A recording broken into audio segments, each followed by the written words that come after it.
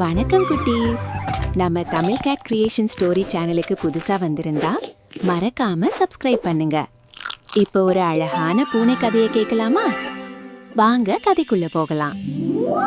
ஒரு காலத்துல மைசூர் என்ற அழகான ஊரில் ஒரு வைஷ்ணவர் கோவிலுக்கு பக்கத்துல ஒரு சின்ன குட்டி பூனை வாழ்ந்துச்சு.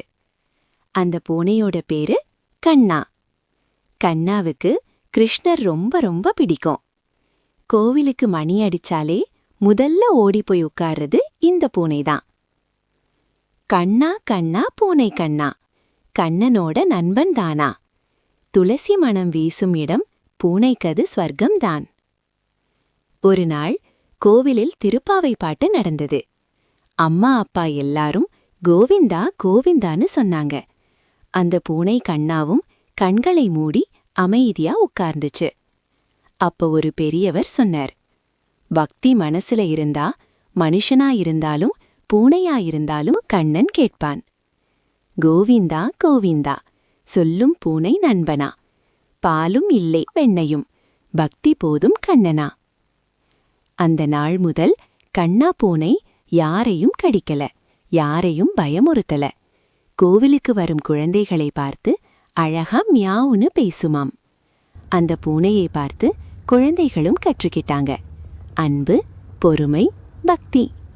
பூனையிடமும் கற்றோம் நாம. பக்தி என்றால் அன்புதானே. கண்ணன் உள்ளம் சந்தோஷம், நல்ல மனசு இருந்தாலே. குட்டீஸ், இந்த கதை உங்களுக்கு பிடிச்சிருந்தா ஒரு லைக் பண்ணுங்க, உங்க நண்பர்களுக்கு ஷேர் பண்ணுங்க. மறக்காம நம்ம சேனலை சப்ஸ்கிரைப் பண்ணுங்க. கோவில் பிரசாதம். எல்லாருக்கும் வெண்ணெய் இல்லை. பூனை கண்ணா சும்மா உட்காருது.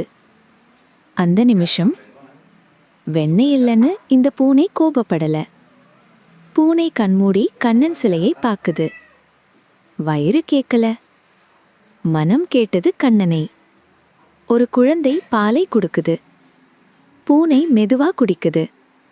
அன்புதான் உயர்ந்த பிரசாதம். குட்டி கவிதை. வெண்ணெய் வேண்டாம் கண்ணனே, உன் சிரிப்பு போதும் எனக்கே. பூனையோட பக்தி பார்த்து நாமும் நல்லவங்க ஆகணுமே. கதை 3. குழந்தையை காப்பாத்திய வைஷ்ணவ பூனை. 3-4 நிமிடம். Emotional plus action shots. வீட்டு திண்ணை. ஒரு குழந்தை விளையாடுது. அம்மா உள்ள போறாங்க. குழந்தை சாலையோரம் போகுது. பூனை ஓடி வந்து முன்னாடி நிக்குது. அந்த நிமிஷம் பூனை கண்ணா கண்ணனாக மாறுச்சு. பூனை சத்தம் போட்டு அம்மாவை கூப்பிடுது. கண்ணன் யாரை மூலமா வேணும்னாலும் காப்பாத்துவான். குட்டி கவிதை. பூனைதான் காவலன், குழந்தைக்கு தேவன்.